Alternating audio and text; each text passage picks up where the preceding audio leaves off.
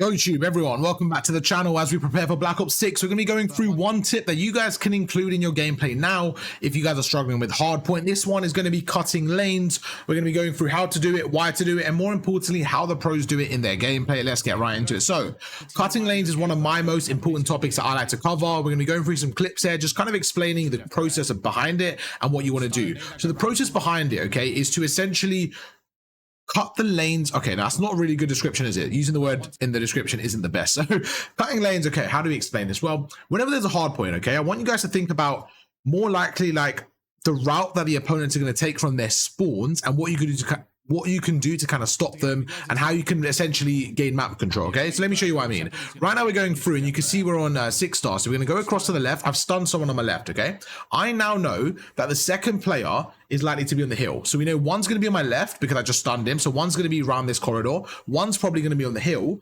Now, about 5-10 seconds ago, somebody on my team got a kill. So I know that somebody on their team is spawning up and they should be coming through their lobby, okay? So cutting lanes is like this. Look, we're going to go through and we're going to watch this area.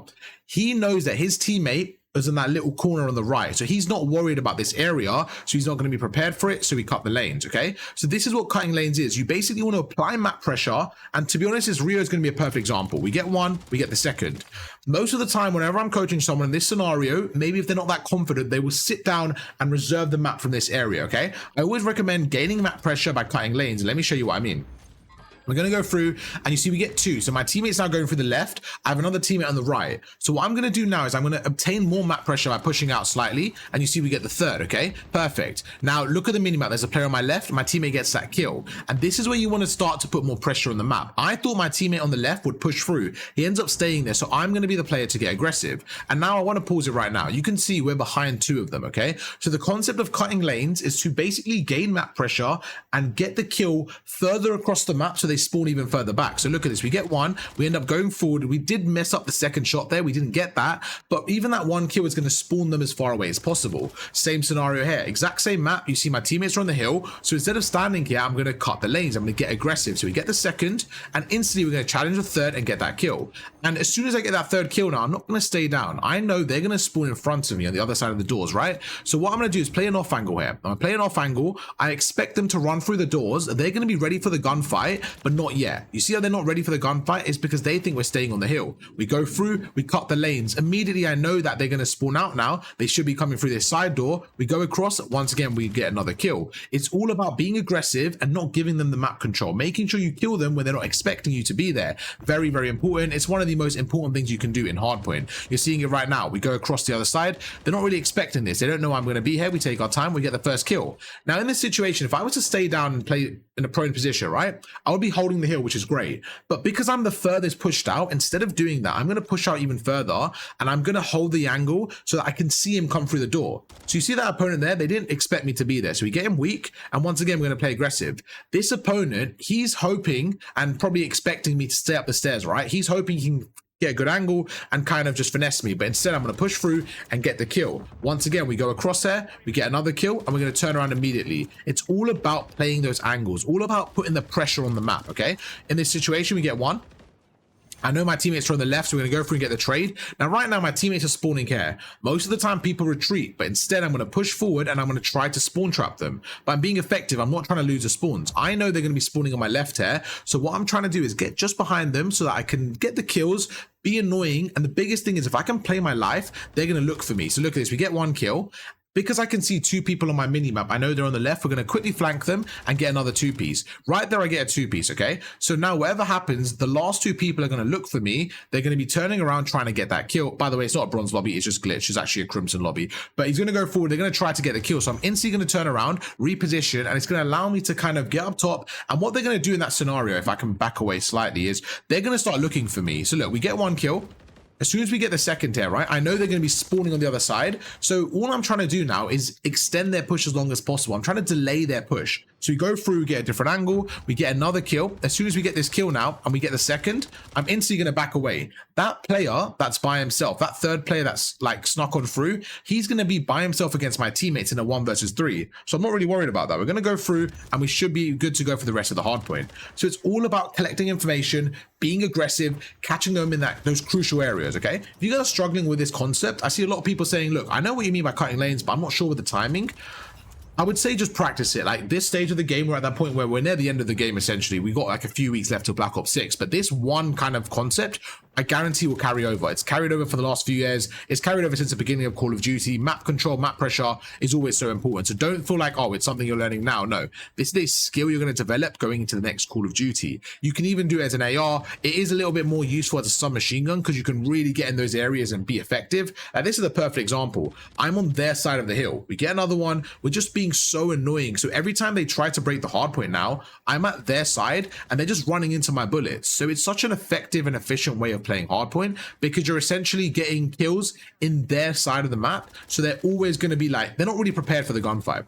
Now, as you prepare more and more and you practice more and more, you're going to realize the real skill. The real skill isn't getting the 1 or 2 kills. No, the skill is getting the kills, staying alive, and buying time. So right there we get 3. Okay, now we're gonna go through. For me, this is the real skill. Something that I think Hydra does probably the best in the game is these positions here. He gets the kills, like he'll get this kill, then he'll instantly reposition, be annoying and get a second. So what I did right there, I feel like someone like Hydra does in the CDL. So I'm gonna back away and go through that again. But I think if you can get really comfortable with doing something like this, what we just went through, of like cutting the lanes and just making sure when you get those kills, you're able to push up, be annoying and get another wave while also playing your life. That's the real like art of cutting lanes. So look, we get another one, we slide across. So not only do we delay their push right now, we get another 2-piece. And right now in this situation, they basically spawn out on the other side and they have so much to work with. They have to basically break a hill by themselves and they just don't have a lot of time to do so.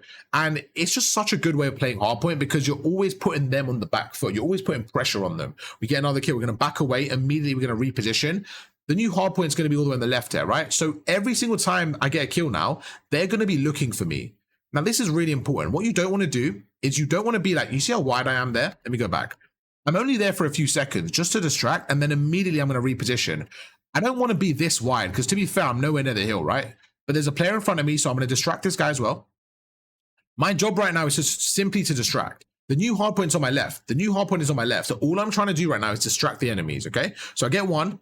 I spot the second up here. As soon as we get that kill now, I know that they're spawning on the right. So right now I'm trying to go across and I'm trying to just distract the enemies.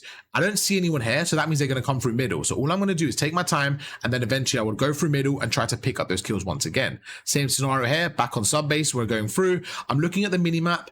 A big part of cutting lanes I didn't really mention is the minimap. If you can look at the minimap and identify the gaps in the setups, you'll be able to cut the lanes because you know where they're going from, okay? Another big factor is the spawns. Now, the way you can understand spawns the most simple way is every single hardpoint has 2 main spawns. We'll go through them in a second, but if you guys don't know them at this point, that probably means you're not prioritizing them. That's fine, but I want you guys to start thinking about spawns. They're not complicated, they just sound complicated. They're really not complicated once you start to understand them, okay? So the way I understand them and the way I kind of learned them was every time I'm playing hardpoint, I would simply just, whenever I spawn up, I would just stop for a second and kind of have a mental note of where I spawned. I would have a mental note of where I spawned and say, okay, I spawned here. Okay, cool. So that way I know on that specific hardpoint, that is a spawn. And then the next time I play, if I spawn somewhere else, I'm like, okay, so these are the 2 main spawn points. And most of the time they're going to be fairly obvious because they'll be on like other sides of the maps. And at this stage of the game, most people understand roughly where the spawns are. You don't need to be 100% accurate. You just need to know roughly where the spawns are. And based on that, you need to look at the minimap and say, right, these are the spawns. This is where they're likely to push from. What should I do? I should be in a position where I'm cutting the lane. So right now, we showed you earlier, we know they're spawning on my right, okay? So look what I do. So in my head, I know they're spawning there. That's step number 1, understanding the spawns, okay? So now I know they're spawning there, we get this kill. As soon as I get that kill, I know they should be, in theory, underneath me in this stairs. So we go through and look at that, great timing. We go through and like I said, I don't need to overcommit here. I think I end up overcommitting, but I don't need to. Let's see what happens there. So if I jump off, yeah, I don't think I need to jump off in that scenario, but I did anyways. Let's see how this one plays out. We're behind him. We get a second. Immediately we reposition. This one right now, we're on P2 on sub base, okay? Instead of being trapped in the hill, this is actually a really important one. We'll end it on this.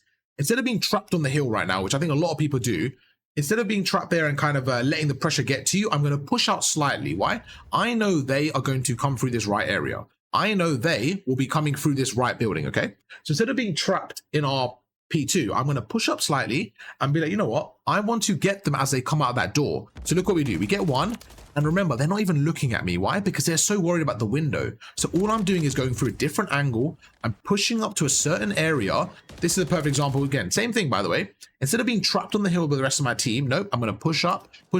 And now, when they push through these escalators, when they push through, they are going to be sprinting. Why? Because they expect us to be on the hill. So they're going to be sprinting. As soon as they're sprinting, we're going to be able to catch them off guard. So look at that. We catch one, we get that kill, instantly reposition, go through another area. We spot him again. I think that's the same clip, actually. We back away, and now I'm going to just see if I can get them from a different angle. So we're going to go through here. I'm going to try to play a different angle. I'm watching the left, cameraing the guy on the right. We get that kill. As soon as we get that kill, we're going to reposition again. All I'm trying to do now is slow their push, buy time for my team. We get another 3-piece. So right there, I did a really good job of getting the 3-piece. Most of the time, I might get 1 or 2 there and potentially die. But if you can get like 3 like I did there and play your life, it's going to be really effective and you're going to be able to get loads of map control. So make sure to cut lanes in your gameplay. We're going to go through. We've got 1 or 2 more clips here, so we might as well just carry them out.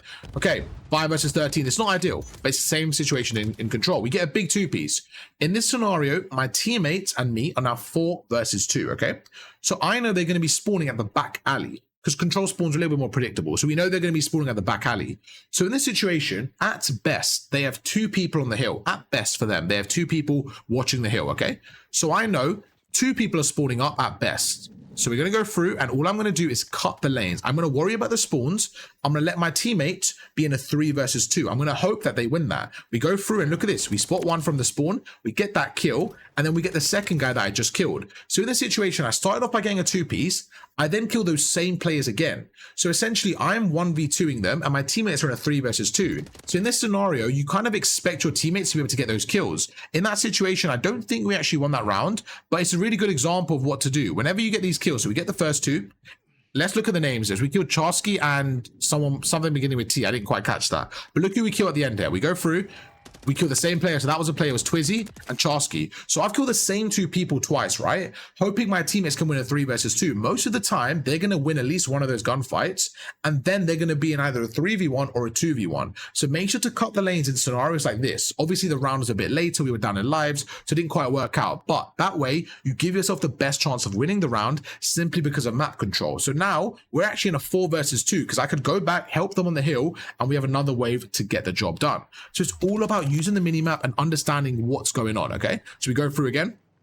My teammates are on the hill. I'm like, okay, I could jump on the hill here, but I've got an AR. I'm watching over. I'd rather kind of trust myself to watch over my team. So we're going to go through and I'm going to simply cut the lanes. We get another kill. Perfect. No one else is coming through the left here, so I'm going to go through middle. So it's just about looking at the minimap and identifying the areas. No one's on my left there, so what do? We watch the middle. We get one. Immediately, I know they're coming through this area.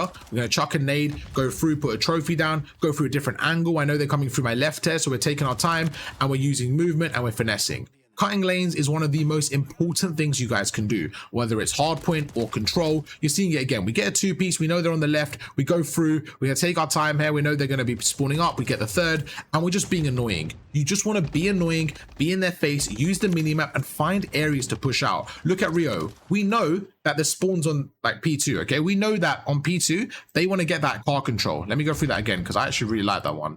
I've got loads of clips. I didn't actually realize. I still got another 10 minutes, but we'll end it here. If you guys want to see more of this type of video, let me know, because I'm happy to go through it again. But in this situation, we're going to P2. Look behind me on the minimap. Think about it logically, okay? If the hill's behind you, why would you want to be reserved? No, you want to be pushing out so that they have more distance to travel. I want to spawn them as far away as possible. So me being on this truck is a lot more impactful. Why? Because I can get this kill while he's sprinting. So look at that. We get the first guy.